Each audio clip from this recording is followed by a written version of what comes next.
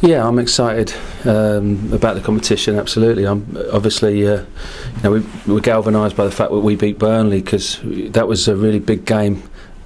Because we knew that we weren't going to play in a league for 2 weeks. So now the chance that we've got now to play in the FA Cup again, and obviously that was a competition that was good for me personally and the staff and all the players last season. And I'm looking forward to it. And funny enough, we got West Brom again, so it's a bit deja vu.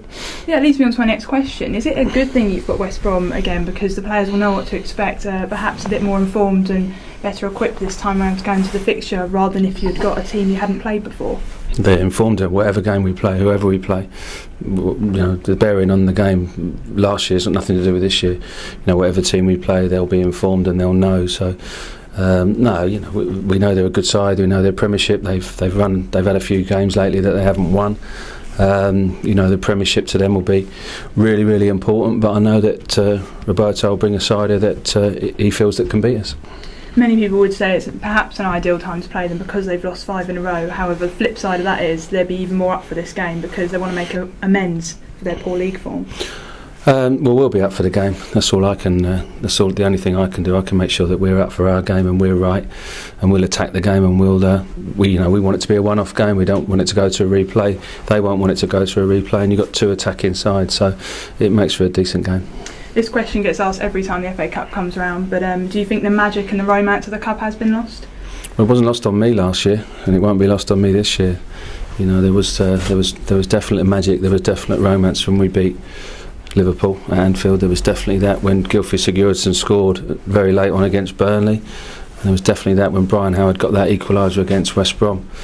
And Gylfi Sigurdsson scored the goal that made it 3-2, and there was definitely that when we were 2-0 up against Aston Villa in the first half, but there was no romance in the second half of that game.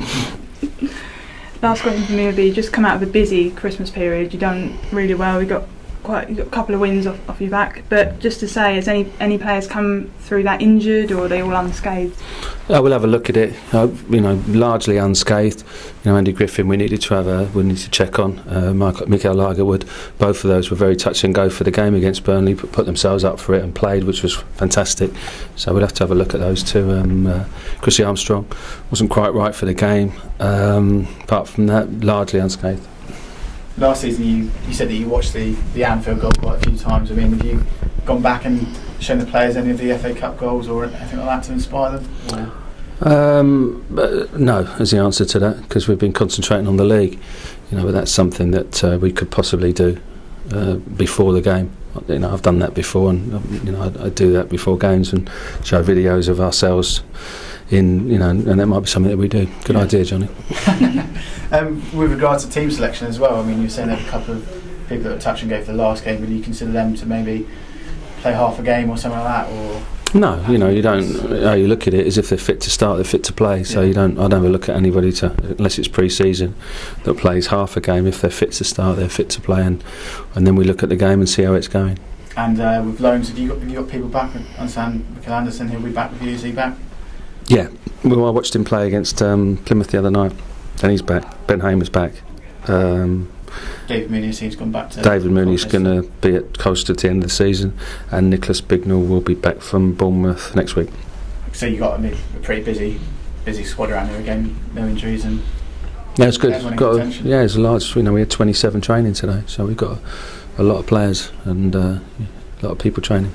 And in terms of January transfer window back open and stuff like that, there's been heavy reports linking you with Charlie Austin. Is there anything to say there? Have you made an inquiry? No. There's no inquiry made by Reading? No, not at all.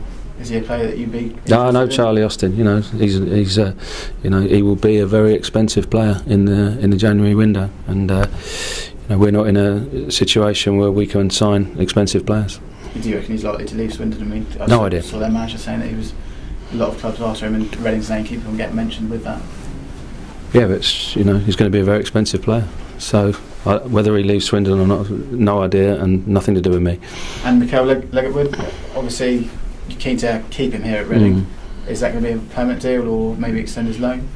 Well, he's here till January, back end of January, so we need to have discussions on that one. So you get to speak to QPR, okay? Well, it's something that we want to do.